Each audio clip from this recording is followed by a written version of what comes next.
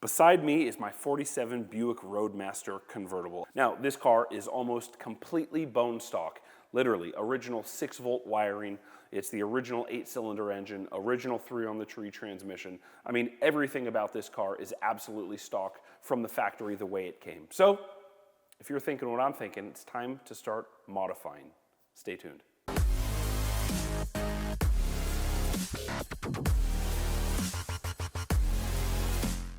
Okay, so the car is already pretty cool. It was completely original, obviously, when you got it, Nick, and we've taken it out on some test drives, and it runs and drives beautifully. Yep. What's on your punch list? Good question. The couple of things that I have on the punch list to do are convert the wiring to 12-volt.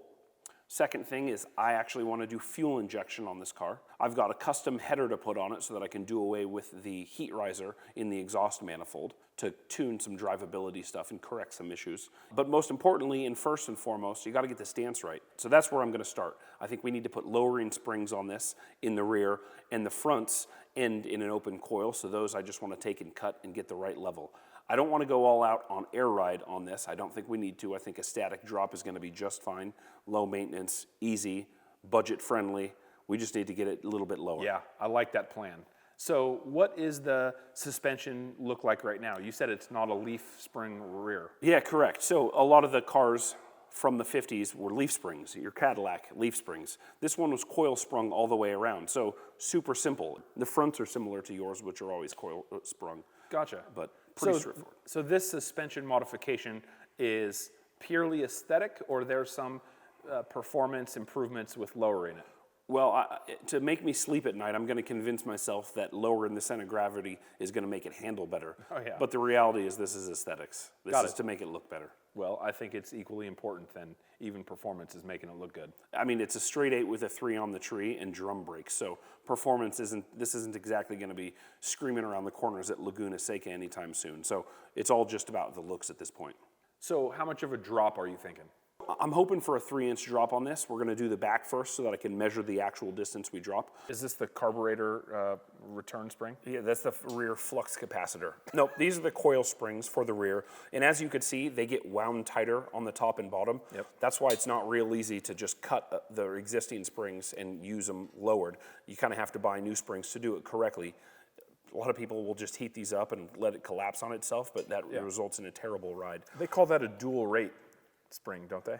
Well, the dual rate is it's progressive because you can see the coils are tighter here in the end and then they get bigger, so you have the progressive spring rate, which gives you better comfort and overall better handling. Is this what the original ones look like or different? Exactly. Gotcha. And so that's why I have these for the rear. These are 3 inches lower than the original ones. Are you updating the shocks also?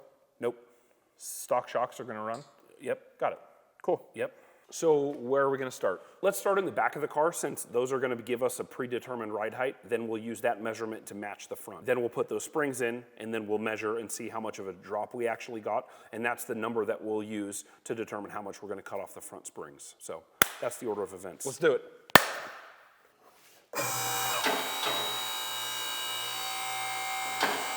Yeah, Evan, so you see here, this whole rear end is part of this system that's a torque tube setup. So it's actually pretty difficult to change an engine and trans because that means you have to change everything back here. Yeah, I see that. For the most part. You can see these 2 control arms, let's call them, 2 lower control arms, tie into the center and they tie into the torque tube. So everything is based on this, that whole rear end setup. So if people who change these out have to go full on 4 links and fabricate everything in the rear, because right now this is the kind of the backbone, so to speak, of this whole entire suspension and drivetrain system. It's a crazy looking suspension. Yeah, I mean, super cool, super original. Time to start ripping it apart. Yeah, gotta go. Out with the old, as I always say. Walk me through what steps need to be taken to update that suspension. We're gonna lower the rear end. We've got those jack supports for the high lift on there. We'll lower those down, and it's really gonna be a matter of unbolting the coil springs and swapping the new ones in the rear, and then bolting it back. Rear is done. Pretty straightforward. For the front, this has got kind of a difficult to work with suspension that hasn't probably been a part of this car ever. And so hopefully if the bolts don't fight us, we won't have to cut anything and put new hardware on there. But it's basically a matter of compressing the springs, unbolting the shocks, unbolting the springs, letting the car go up without the springs flying out and killing either one of us or flying into your Cadillac. Yeah, most importantly, you don't want to ding that Cadillac. Correct. Taking those springs out, cutting those springs, and then reinstalling them. There's a couple of ways that we can attack this. Nothing has probably been off the car, but again, coil springs, lower control arm, little upper control arm. It doesn't have ball joints. It has these little kingpin looking deals. Yep. And so again, as long as we can get this off, take these springs out, chop them, shorten them up. Yeah. Should be a lot easier going in. Don't have to compress the springs so much. Nice. So, again, if we could keep from killing ourselves when we compress those springs and get those out of there, we'll be in business.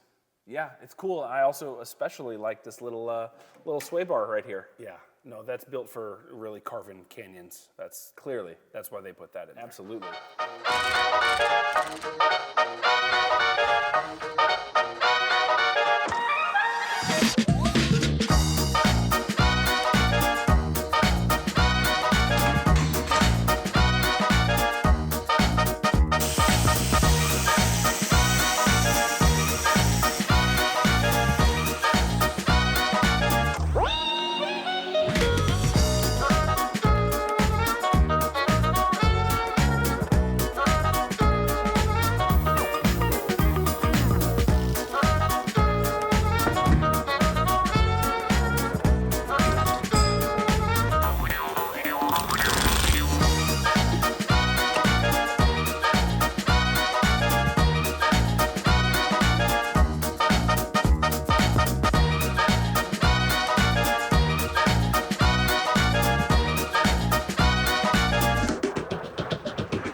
It's on the bump stops, that should go lower. Definitely lower. I think I need to shave off probably about half of the bump stops to see if I can get it to go down and settle a little bit more. But looking good to me.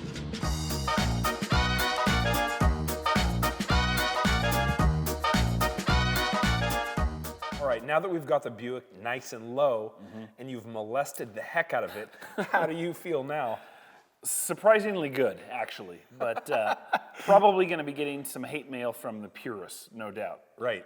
Because there's no going back. But I love it. I mean, the stance is insane. It's exactly what I wanted. It totally has a different vibe now, where it feels like it's way more of a custom than just an actual restoration car that you would find in some old guy's garage. I'm thinking we probably should do the same thing to my 49 Cadillac convertible. I thought you were going to say that. It just looks too good. Yeah. And I cannot have you be the only one with a gangster 40s car in the shop. This car hasn't been lowered 5 minutes, and you were already blocking out the rest of our day to get the Cadillac. Well, I'll tell lowered. you, I thought about doing it after the first 5 minutes we started this project. So Yeah. I think it's time right now you clear your schedule. Let's get the Caddy on the lift. Let's start cutting. Let's start chopping. Let's get rid of those springs. Let's get it low where it belongs. I'm game. Let's do it. Let's go.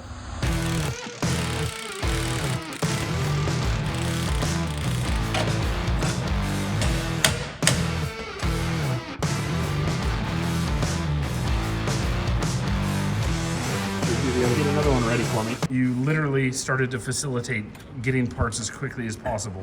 He couldn't wait just a minute. He had to go get parts, and he sent you to go get them. It was an absolute test of my resolve.